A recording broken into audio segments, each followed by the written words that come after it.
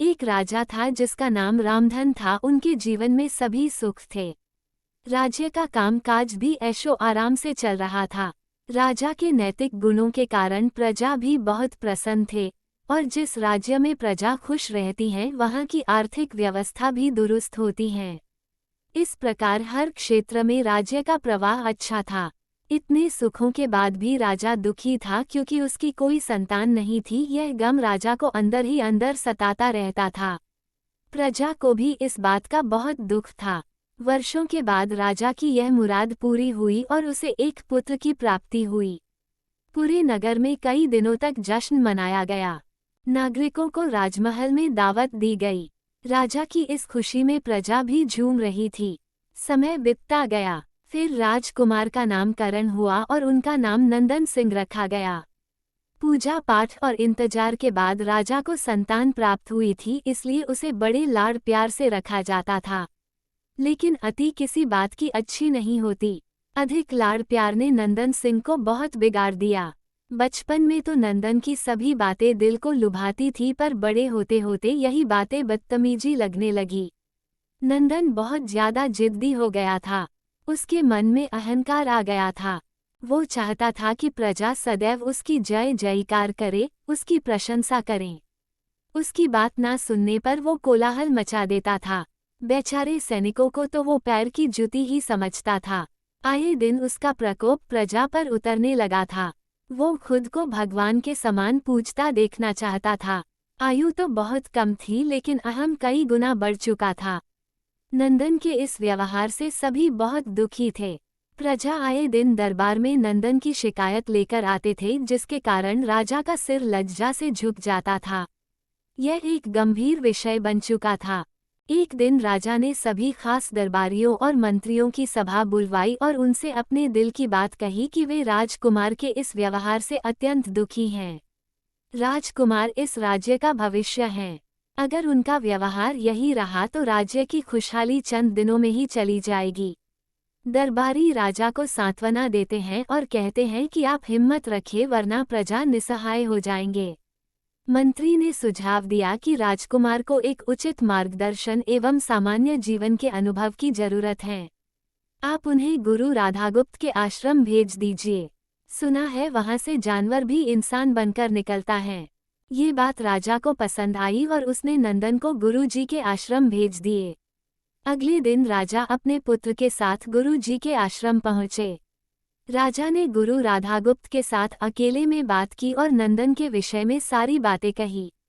गुरु जी ने राजा को आश्वस्त किया कि वे जब अपने पुत्र से मिलेंगे तब उन्हें गर्व महसूस होगा। गुरु जी के ऐसे शब्द सुनकर राजा को शांति महसूस हुई और वे सहर्ष अपने पुत्र को आश्रम में छोड़कर राजमहल लौट गए। अगले दिन सुबह गुरु के खास चेले द्वारा नंदन को भिक्षा मांगकर खाने को कहा गया, जिसे सुनकर नंदन ने साफ इनकार कर दिया। चेले ने उसे कह दिया कि अगर पेट भरना है तो भिक्षा मांगनी होगी और भिक्षा का समय शाम तक ही है, अन्यथा भूखा रहना पड़ेगा। नंदन ने अपनी अकड़ में चेले की बात नहीं मानी और शाम होते होते उसे भूख लगने लगी, लेकिन उसे खाने को नहीं मिला। दूसरे दिन उसने भिक्षा मांगना शुरू किया। शुरुआत में उसके बोल के कारण उसे कोई भिक्षा नहीं देता था, लेकिन गुरुकुल में सभी के साथ बैठने पर उसे आधा पेट भोजन मिल जाता था। धीरे धीरे उसे मीठे बोल का महत्व समझ आने लगा।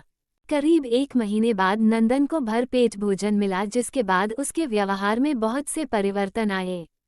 इसी तरह गुरुकुल के सभी नियमों ने राजकुमार में बहुत से परिवर्तन किए, जिसे राधागुप्त जी भी समझ रहे थे। एक दिन राधागुप्त जी ने नंदन को अपने साथ सुबह सवेरे सैर पर चलने कहा। दोनों सैर पर निकल गए। रास्ते भर बहुत बातें की। गुरु जी ने नंदन से कहा कि तुम बहुत बुद्धिमान हो और तुममें बहुत अधिक ऊर्जा है, जिसका तुम्हें सही दिशा में उपयोग करना आना चाहिए। दोनों चलते चलते एक सुंदर बाग में पहुंच गए, जहां बहुत सुंदर सुंदर फूल थे, जिनसे बाग महक रहा था। गुरु जी ने नंदन को बाग से पूजा के लिए गुलाब के फूल तोड़ने कहा। नंदन झट से सुंदर सुंदर गुलाब तोड़ लाया और अपने गुरु के सामने रख दिए। अब गुरु जी ने उसे नीम के पत्ते तोड़कर लाने को कहा। नंदन वो भी ले आया। अब गुरु जी ने उसे एक गुलाब सूंघने दिया और कहा, बताओ कैसा लगता है। नंदन ने गुलाब सूंघा और गुलाब की बहुत तारीफ की। फिर गुरुजी उसे नीम के पत्ते चखकर उसके बारे में कहने को कहा।